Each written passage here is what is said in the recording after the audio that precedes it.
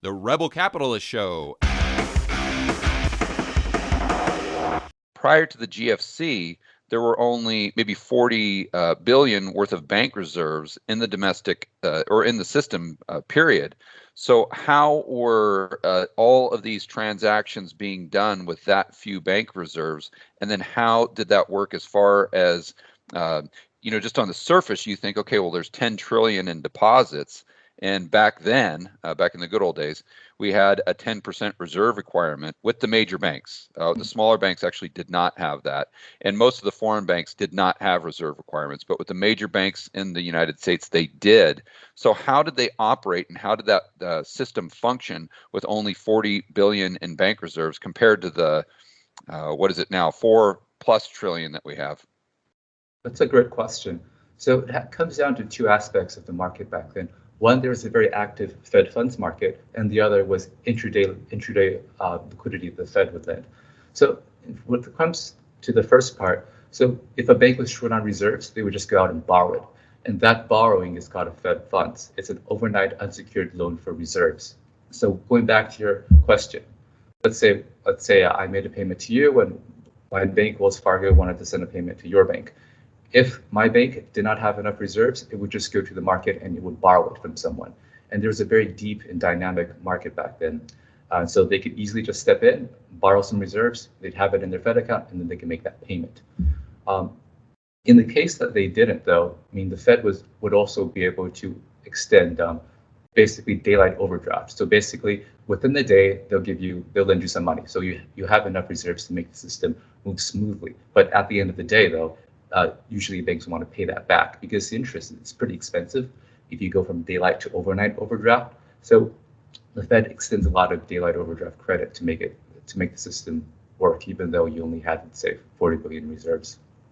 So maybe that has to do with the, well, that wouldn't be, because I talked to Snyder about the collateral multiplier that is on treasuries, probably mortgage-backed securities as well, and repo, but that's probably a separate thing. It's almost like there was a bank reserve multiplier that would allow them or the system to function that had, again, 10 trillion in deposits. Just right off the top of your head, you'd say, okay, with a 10% reserve requirement, well, there's got to be at least $1 trillion worth of bank reserves in the system if they're 10 trillion just roughly in deposits.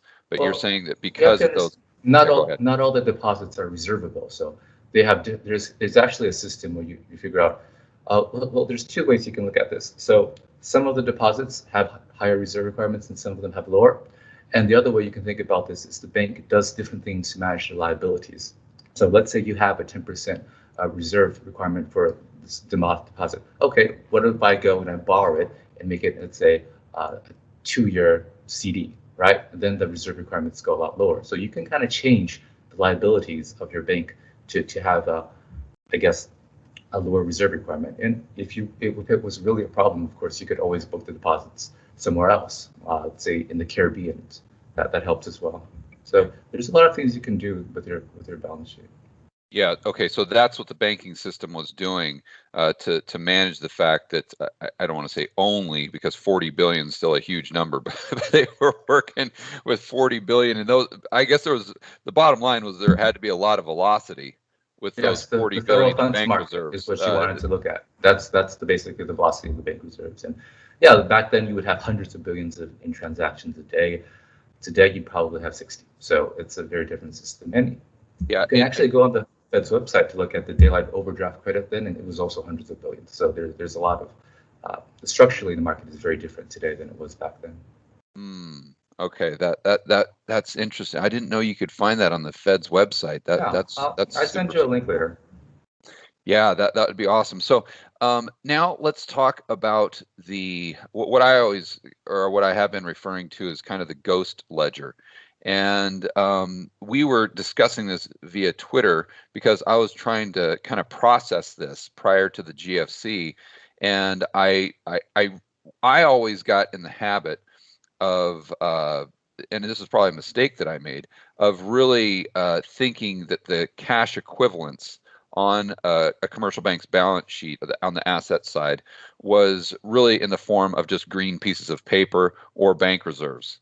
But I didn't realize to the extent which they're also can be dollar assets, dollar denominated assets on a commercial bank's balance sheet that isn't necessarily a liability of the Fed, but could be a liability of another commercial bank. And this is in my, I've heard a lot of people talk about it as though Bank A has an account with Bank B, just like we would.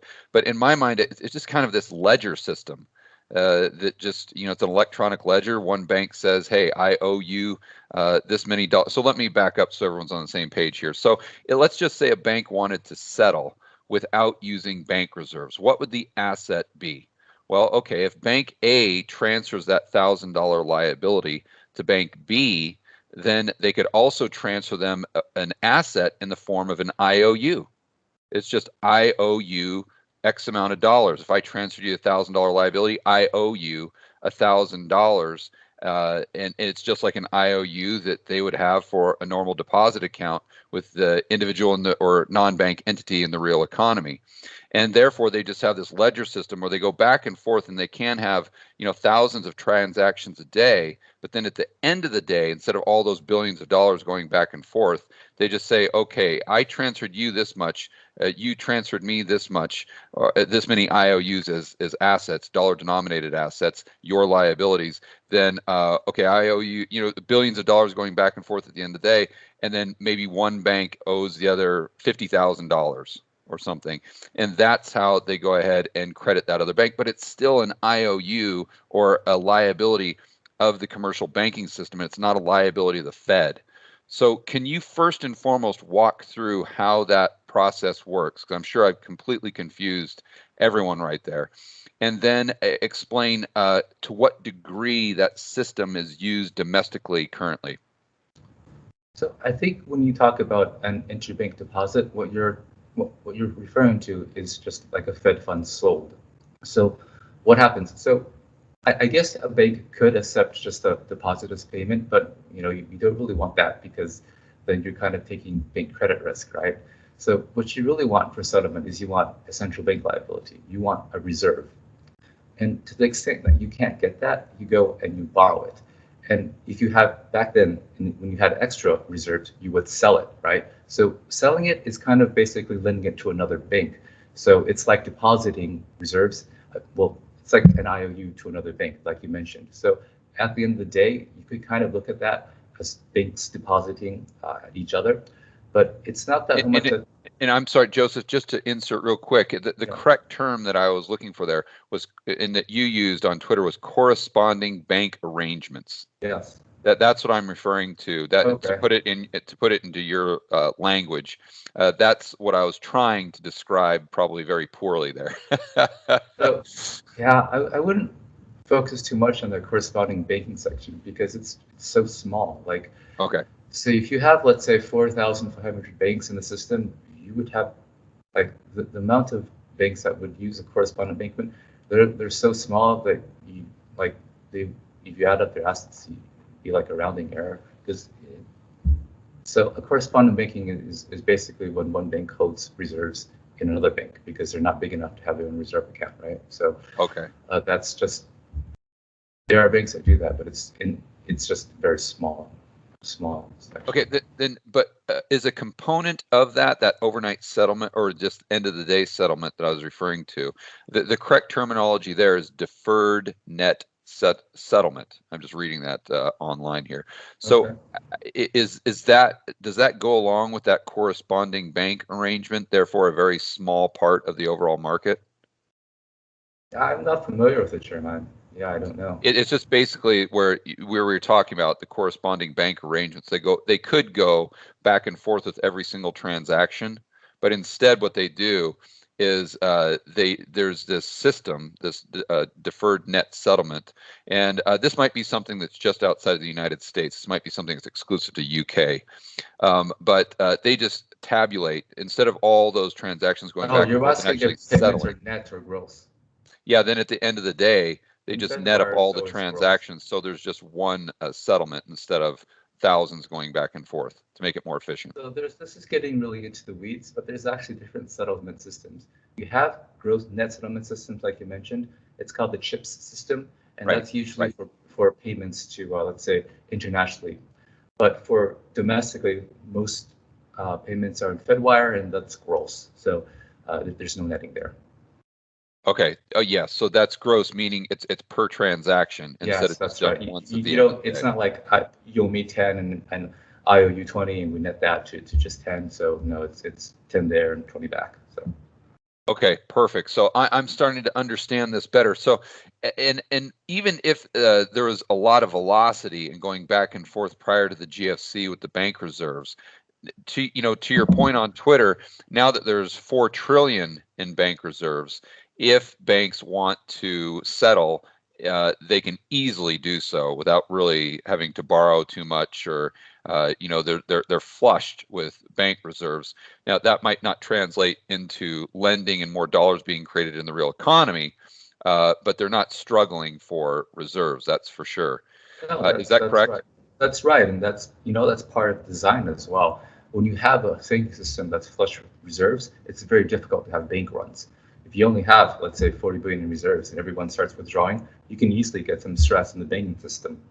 When you have 4 trillion, it's really hard to have stress, right? Everyone can withdraw their money, and all the banks can make their payments because they have so many reserves. And you Okay. can so if you look at a chart of daylight overdraft that the Fed offers its commercial banks, you can see that back in the before the GFC, it was quite high, and then when you had QE, it just goes to All zero because right. Right. Right.